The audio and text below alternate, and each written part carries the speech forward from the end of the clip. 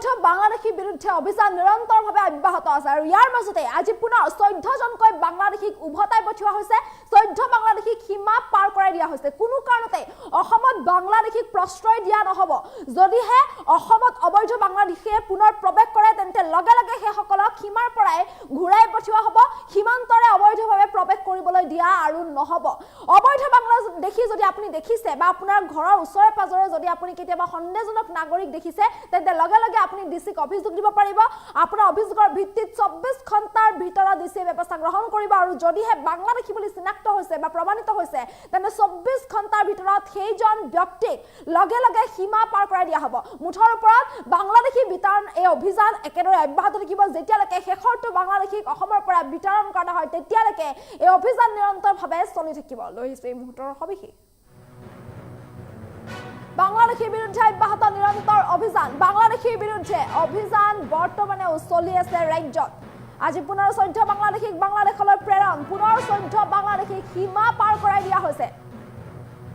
এটা অচিনাকি লোকক চিনাকি বাটেৰে ঘূৰাই পঠিওৱা হৈছে মুঠৰ ওপৰত কোনো অচিনাকি লোক খাৰি যাব নোৱাৰিব এটা সকলোকে ঘূৰাই পঠিওৱা হৈছে শেষৰটো বাংলাদেশীক ঘূৰাই নপঠিওৱা পৰ্যন্ত ৰাজ্যত এই অভিযান অব্যাহত থাকিব বাংলাদেশী চিনাক্ত হলে জিলা আয়ুক্ত কৰিব পাৰিব পুশবেক এতিয়াৰ পৰা জিলা আয়ুক্তই ডাইৰেক্টলি পুশবেক কৰিব পাৰিব সন্দেহজনক লোক দেখিলে খবৰ দিয়ক যদিহে আপুনি সন্দেহজনক লোক দেখিছে তেন্তে লগে লগে আপুনি অভিযোগ দিয়ক 24 ঘণ্টাৰ ভিতৰত কৰা হ'ব পুশবেক আপোনাৰ অভিযোগ দিয়াৰ পাছতে বাংলাদেশী চিনাক্ত হলে 24 ঘণ্টাৰ ভিতৰত পুশবেক কৰা হ'ব ৰাইজে অভিযোগ দিলে বাংলাদেশীক লৈ বিচাৰ কৰিব ডিসি আৰু যেতিয়া বাংলাদেশী বুলি প্ৰমাণিত হ'ব বা বাংলাদেশী বুলি চিনাক্ত হলে 24 ঘণ্টাৰ ভিতৰত পাৰ কৰাই দিয়া হ'ব সীমা বাংলাদেশীৰ বিৰুদ্ধে অভিযান নিৰন্তৰভাৱে অব্যাহত আছে কোনো কাৰণতে বাংলাদেশীক ৰেহাই দিয়া নহব অবৈধ বাংলাদেশীক পুনৰ এবাৰ অসমত প্ৰশ্ৰয় দিয়া নহব অবৈধ বাংলাদেশীক লৈ এই অবৈধ বাংলাদেশীৰ বিৰুদ্ধে ৰাজ্যত এই অভিযান একেদৰে অব্যাহত থকা দেখিবলৈ পোৱা গৈছে মুখ্যমন্ত্ৰীগৰাকীয়ে কঠোৰ হৈছে মুখ্যমন্ত্ৰীগৰাকীয়ে বাৰে বাৰে সক্ৰিয় প্ৰদান কৰিছে যে কোনো কাৰণতে অবৈধ বাংলাদেশীক ৰেহাই দিয়া নহব কোনো পধ্যে অবৈধ বাংলাদেশীক লৈ এইদৰে কোনো পইণ্টে হাৰি যাবলৈ দিয়া নহব যেতিয়ালৈকে শেষৰটো বাংলাদেশীক উভতাই পঠিওৱা নহয় ঘূৰাই পঠিওৱা নহয় তেতিয়ালৈকে বাংলাদেশীৰ বিৰুদ্ধে ৰাজ্যত এই যে অভিযান এই অভিযান একেদৰে অব্যাহত থাকিব এতিয়াৰে পৰা ডিসিয়ে ডাইৰেক্ট বাংলাদেশীক পুশবেক কৰিব যদিহে আপোনাৰ ঘৰৰ ওচৰে পাজৰে বা আশে-পাশে আপুনি কোনো অচিনাকি লোক বা সন্দেহজনক ব্যক্তি দেখা পাইছে তেন্তে লগে লগে অভিযোগ দিব পাৰিব জিলা আয়ুক্তক লগে লগে অভিযোগ দিয়াৰ লগে লগে অভিযোগ দিয়াৰ পাছতে তাৎক্ষণিকভাৱে সেইগৰাকী বাংলাদেশীক বা সেইজন বাংলাদেশীক লগে লগে ঘূৰাই পঠিওৱা হ'ব 24 ঘণ্টাৰ ভিতৰত বিতৰণ কৰা হ'ব বাংলাদেশী বুলি এবাৰ চিনাক্ত হোৱাৰ পাছতে 24 ঘণ্টাৰ ভিতৰত বিতৰণ কৰা হ'ব অবৈধ বাংলাদেশীক অবৈধ অনুপ্ৰৱেশকাৰী কোনো কাৰণতে ৰেহাই দিয়া নহ'ব এটাকৈ চিনাকি বাটেৰে প্ৰতিগৰাকী অচিনাকি লোকক উভতাই পঠিওৱা হ'ব মুহূৰ্তৰ ভিতৰতে সীমা পাৰ কৰাই দিয়া হ'ব কোনো পধ্যে অবৈধ বাংলাদেশীক আৰু ৰেহাই দিয়া নহ'ব যেতিয়ালৈকে শেষৰটো বাংলাদেশী বিতৰণ কৰা নহয় শেষৰটো বাংলাদেশী যেতিয়ালৈকে অসমৰ পৰা নাযায় তেতিয়ালৈকে বাংলাদেশীৰ বিৰুদ্ধে এই অভিযান একেদৰে অব্যাহত থাকিব 24 ঘণ্টাৰ ভিতৰতে বাংলাদেশীক চিনাক্ত কৰি বহিষ্কাৰ কৰিব জিলা আয়ুক্তই আৰু আজি পুনৰ 14 বাংলাদেশীক বাংলাদেশলৈ উভতাই পঠিওৱা হৈছে মুখ্যমন্ত্ৰীগৰাকীয়ে সামাজিক মাধ্যমত এই কথা প্ৰকাশ কৰিছে সীমান্তত নিৰাপত্তাৰক্ষী সম্পূৰ্ণৰূপে হস্তম হৈ আছে মুঠৰ ওপৰত অবৈধ বাংলাদেশী কোনো পধ্যে ৰেহাই দিয়া নহ'ব আৰু এতিয়াৰে পৰা ডিসিয়ে 24 ঘণ্টাৰ ভিতৰতে অবৈধ বাংলাদেশীক বিতৰণ কৰিব পাৰিব মুখ্যমন্ত্ৰীগৰাকীয়ে যি মন্তব্য কৰিছিল সেই মন্তব্যটো আমি পুনৰ এবাৰ শুনাই ল'বলৈ চেষ্টা কৰিছোঁ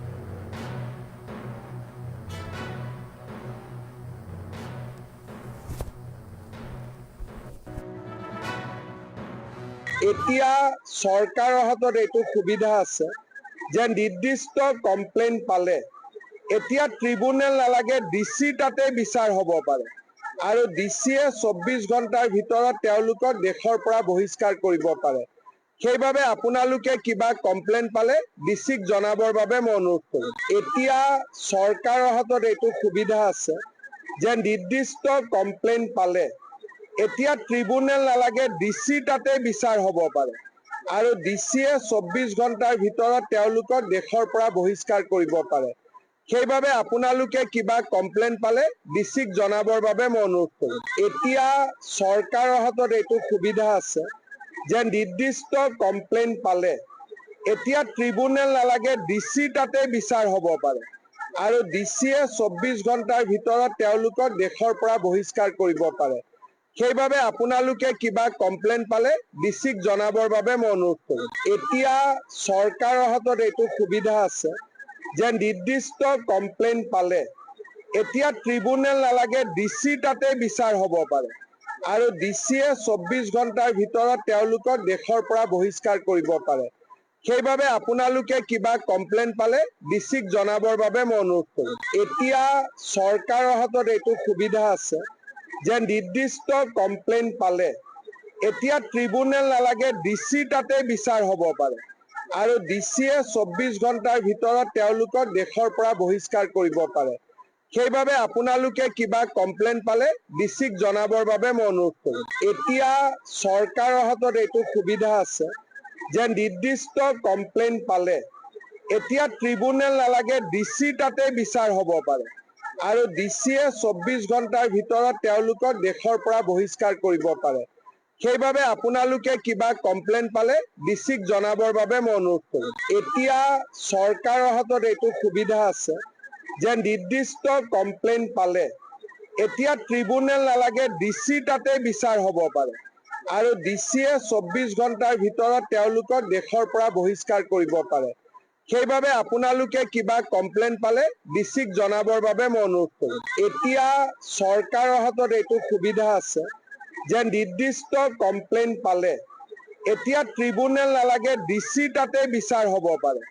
আৰু ডিচিয়ে 24 ঘণ্টাৰ ভিতৰত তেওঁলোকক দেশৰ পৰা বহিষ্কাৰ কৰিব পাৰে। সেইবাবে আপোনালোকে কিবা কমপ্লেইন পালে ডিচিক জনাবৰ বাবে মই অনুৰোধ কৰিম। এতিয়া চৰকাৰৰ হাতত এইটো সুবিধা আছে যে নিৰ্দিষ্ট কমপ্লেইন পালে এতিয়া ট্ৰিব্যুনেল নালাগে, ডিচি তাতে বিচাৰ হ'ব পাৰে আৰু ডিচিয়ে 24 ঘণ্টাৰ ভিতৰত তেওঁলোকক দেশৰ পৰা বহিষ্কাৰ কৰিব পাৰে। সেইবাবে আপোনালোকে কিবা কমপ্লেইন পালে ডিচিক জনাবৰ বাবে মই অনুৰোধ কৰিম। এতিয়া চৰকাৰৰ হাতত এইটো সুবিধা আছে যে নিৰ্দিষ্ট কমপ্লেইন পালে এতিয়া ট্ৰিব্যুনেল নালাগে, ডিচি তাতে বিচাৰ হ'ব পাৰে আৰু ডিচিয়ে 24 ঘণ্টাৰ ভিতৰত তেওঁলোকক দেশৰ পৰা বহিষ্কাৰ কৰিব পাৰে।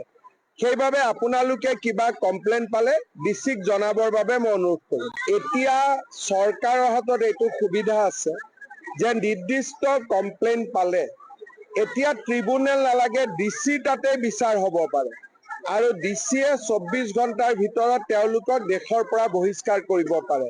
সেইবাবে আপোনালোকে কিবা কমপ্লেইন পালে ডিচিক জনাবৰ বাবে মই অনুৰোধ কৰিম। এতিয়া চৰকাৰৰ হাতত এইটো সুবিধা আছে যে নিৰ্দিষ্ট কমপ্লেইন পালে এতিয়া ট্ৰিব্যুনেল নালাগে, ডিচি তাতে বিচাৰ হ'ব পাৰে আৰু ডিচিয়ে 24 ঘণ্টাৰ ভিতৰত তেওঁলোকক দেশৰ পৰা বহিষ্কাৰ কৰিব পাৰে। সেইবাবে আপোনালোকে কিবা কমপ্লেইন পালে ডিচিক জনাবৰ বাবে মই অনুৰোধ কৰিম। এতিয়া চৰকাৰৰ হাতত এইটো সুবিধা আছে যে নিৰ্দিষ্ট কমপ্লেইন পালে এতিয়া ট্ৰিব্যুনেল নালাগে, ডিচি তাতে বিচাৰ হ'ব পাৰে আৰু ডিচিয়ে 24 ঘণ্টাৰ ভিতৰত তেওঁলোকক দেশৰ